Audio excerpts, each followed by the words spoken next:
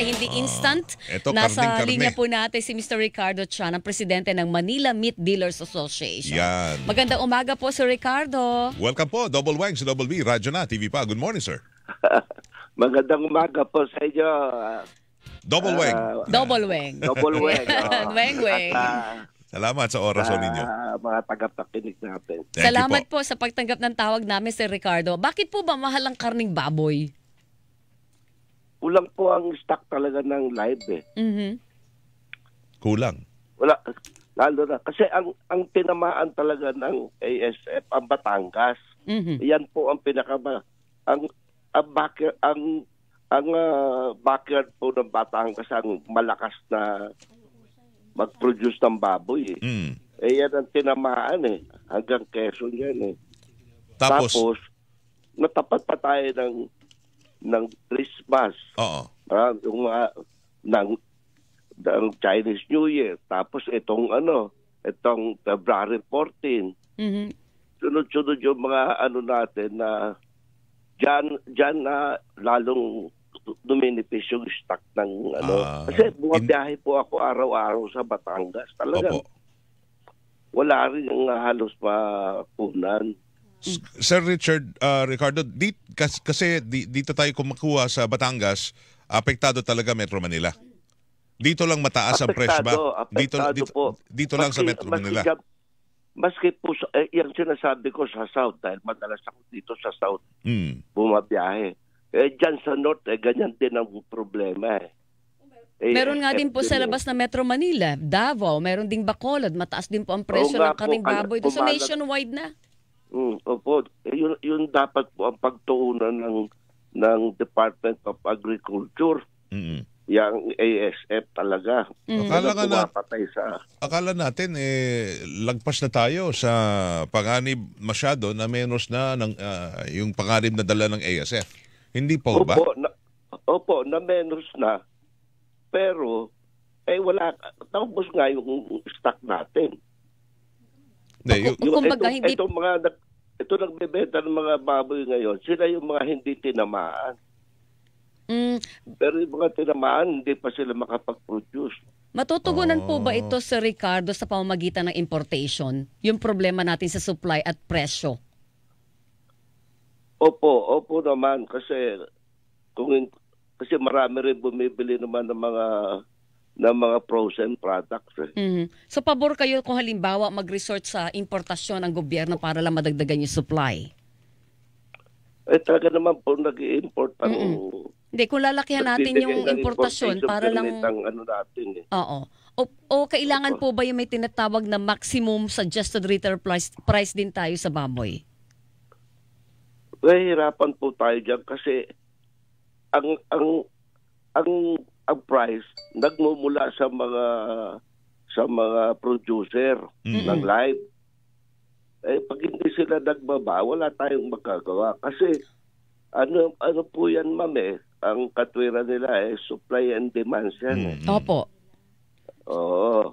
Kaya kung ang DA makipag-usap sila sa mga producer para maibaba nila actually sa 200 farm gate. Malaki pa rin ang kita ng mga producer pumapatak, nasa 255 ang farm gate nila Masyadong malayo. Sa ngayon... ngayon po, kaya po, alam niyo po, kaya tumataas yung karne sa market, yung baboy sa market. Kasi, karamihan ngayon, iba, pag bumibili, pyesa-pyesa na lang Ano ibig sabihin nun? Kasi sa sobrang yung puntumal, imbis na buong baboy yung kukunin nila, buong baboy, yun nagtitinda rin sa palengke mismo. Opo. Yung tendera.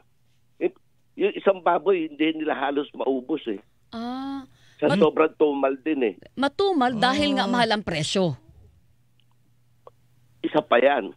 Sa kamahalan ng presyo, talagang hindi sila makabili. Ngayon, ang mga tendera, imbis na isang buho, pyesa-pyesa na lang bibili. Halimbawa, isang buong gempo, isang buong pigi, isang buong siyempre po, mas mataas ang presyo niyan.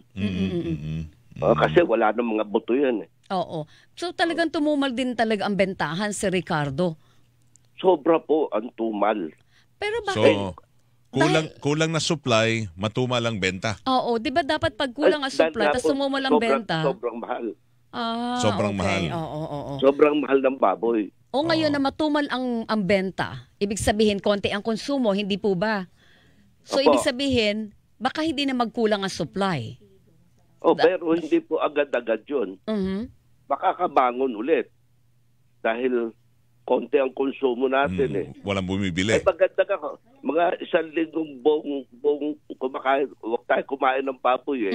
Medyo madadagdagan ang supply. Makakabawi tayo. Makakabawi po tayo. So ang solusyon, ang solusyon dagdagan ng supply. You know ba? Yun po.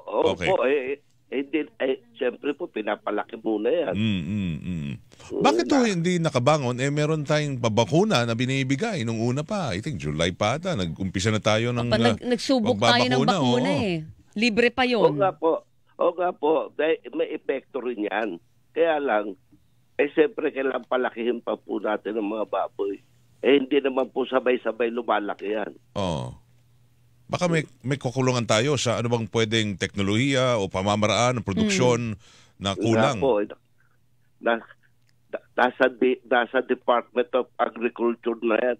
Dapat ang tulungan nila yung talagang ang malalaking producer talaga ang backyard. Kapag yan ang natulungan sila na ma-injection na lahat ng mga biik, dadami ang talagang produce natin. Actually, malapit na rin naman yata maging commercially available, di ba, yung bakuna? Sa ASF para yun. Kontra sa ASF. At ang sabi, ang utos sa Secretary, by March or April, kailangan po nakalarga na talaga ng bulto yung mga bakuna na yan laban sa ASF, Sir Ricardo. Opo, yan po talaga napakahalaga niya para maka-produce tayo ng tsaka mawala na yan ASF totally. Sa tingin niyo po, mga ilang buwan pa bago tayo makabawi sa supply po ng baboy? Baka po pagkatapos na ng ito, baka magmahal na araw, medyo dumami na yan. Mahal na araw pa. Lagpas na mahal na araw, doon tayo makakabawi. Kasi di ba marami mga Katoliko ang hindi nagtitika po ba, di ba? So less ang consumption ng karne. Konti ang papatayin, kakatayin na baboy.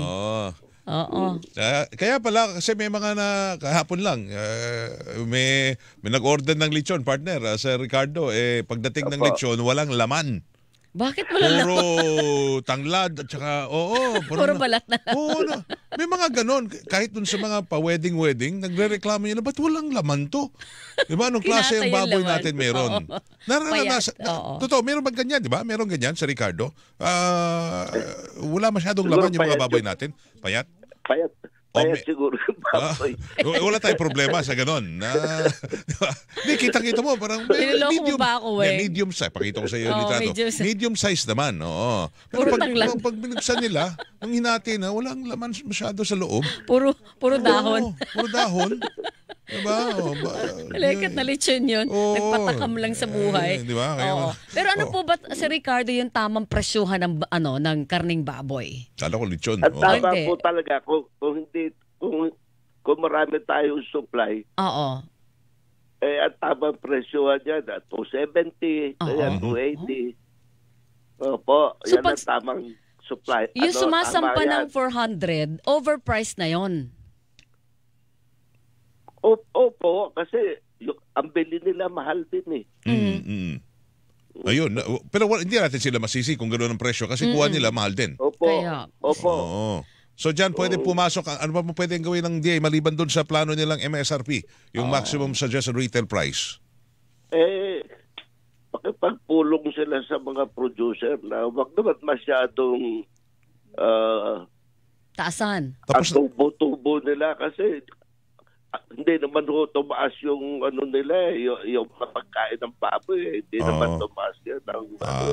Okay. At sila talaga ang mataas ang presyo, ang mga producer. So bagay, ipa-follow up namin yan sa DA kasi sabi ng DA, partner, di ba, ay ayusin nila yung, alamin nila yung cost structure. Naalala mo yun? Yung parang gusto nila. Tagal na nilang inaalam yun yung cost structure.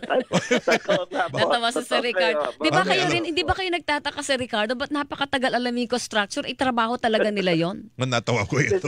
Hindi, siguro po, talaga wala naman silang magagawa kasi nga, hindi naman nila pwede kontrolin yan dahil may, yun nga sinasabi at ang supply and demand yan. Pero may nagawa sana tayo kung naagapan natin ang ASF, hindi ba, Sir Ricardo? Yun po, opo. Nandun ang dapat nagawa ng gobyerno natin.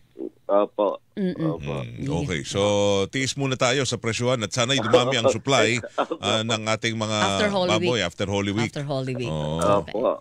Sir Ricardo, thank you sa oras. Good morning. Opo, good morning din po sa inyo, Ma'am Weng at Sir Weng. Salamat po. Sir. Thank you. Salamat po. Sir Ricardo Cha. Hilingan, walang pinoprotektahan.